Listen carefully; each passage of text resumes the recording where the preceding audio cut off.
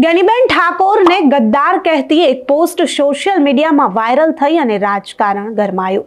ચિંતન મહેતા નામના વ્યક્તિ જે ભાજપમાં હોદ્દો ધરાવે છે તેણે આ પોસ્ટ સોશિયલ મીડિયામાં વાયરલ કરી અને કોંગ્રેસી આગેવાનોએ પોલીસને અલ્ટિમેટમ આપ્યું કે આ ચિંતન મહેતા નામના વ્યક્તિ જે ભાજપનો હોદ્દેદાર છે તેના પર કાયદેસરની કાર્યવાહી કરવામાં આવે।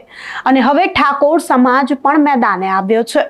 ઠાકોર સમાજ અને કોંગ્રેસના આગેવાનોની હવે માત્ર એક જ માંગણી છે કે જ્ઞાનીબેન ઠાકોરને ગદ્દાર કહેનાર વ્યક્તિ ચિંતન મહેતા સામે કાયદેસરના પગલાં લેવામાં આવે અને આ મુદ્દે હવે પોલીસને અલ્ટિમેટમ પણ આપી દેવામાં આવ્યું છે। પાટડીમાં ચક્કાજામ કરવામાં આવશે તેવું પણ અલ્ટિમેટમ આપી દેવામાં આવ્યું છે। કોંગ્રેસી આગેવાનોએ અલ્ટિમેટમ આપતા શું કહ્યું તે સાંભળી લઈએ।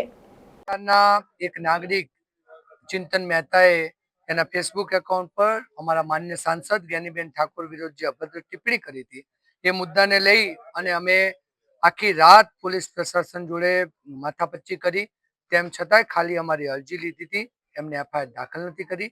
એના બીજા દિવસે અમે પાટડીમાં ઠાકોર સમાજના સૌ વરિષ્ઠ આગેવાનો અને કોંગ્રેસ પાર્ટીના સૌ પાયાના કાર્યકર્તાઓની સાથે પાટડી બહુચરાજી સ્ટેટ હાઈવેને અમે ચક્કાજામનો કાર્યક્રમ આપ્યો હતો અને એ કાર્યક્રમમાં પણ ખૂબ મોટી સંખ્યામાં લોકો સ્વયંભૂ અમારી સાથે જોડાણા અને ત્યારબાદ પ્રશાસને એવી ખાતરી આપી કે 2 દિવસમાં આ જે અભદ્ર ટિપ્પણી કરનાર વ્યક્તિની ધરપકડ કરવામાં આવશે અને એના વિરુદ્ધમાં કાયદેસરની કાર્યવાહી કરવામાં આવશે।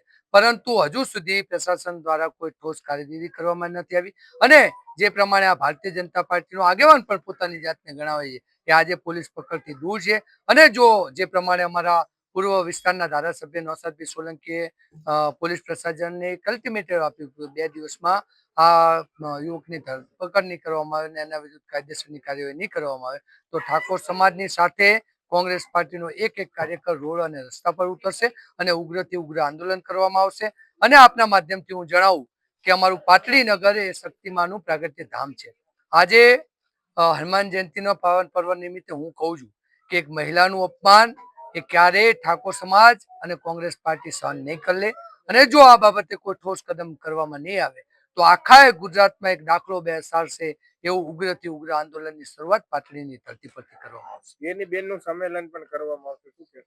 જ્ઞાનીબેન અમારા માન્ય સાંસદ સભ્ય છે અને મેં જે પ્રમાણે આપને વાત કરી કે પાટડી એ મા શક્તિનું પ્રાગટ્ય ભૂમિ છે।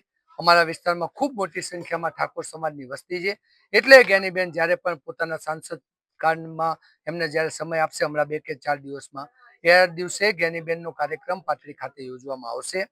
એ પાટડીમાં શક્તિ માતાજીના મંદિરે દર્શને આવશે અને આદ્ય શક્તિ માતાજીના દર્શન કરીને આશીર્વાદ લેશે કે એક નારીનું અપમાન કરનાર લોકોને આ સરકાર બોધપાઠ પીઠવે અને જ્ઞાનીબેન સમગ્ર વિસ્તાર માટે જ્યારે એક આદર્શ વ્યક્તિત્વ છે ત્યારે એમના સન્માનની જે પ્રમાણેની લોકો અભદ્ર ટિપ્પણી કરી છે એનો જડબાતોડ જવાબ પણ પાટડીની ધરતી પરથી જ આપવામાં આવશે। સાંસદ જ્ઞાનીબેન ઠાકોર બનાસકાંઠામાં અમારે એકમાત્ર સાંસદ છે। મહિલા હોવા છતાં મહિલા ઉપર જે રીતે ટિપ્પણી કરવામાં આવે, ફોટા ઉપર ગદ્દાર લખવામાં આવે, આવી હોત જશે। તેની સાથે કોંગ્રેસ પાર્ટી પણ મજબૂત છે, તેની સાથે છે।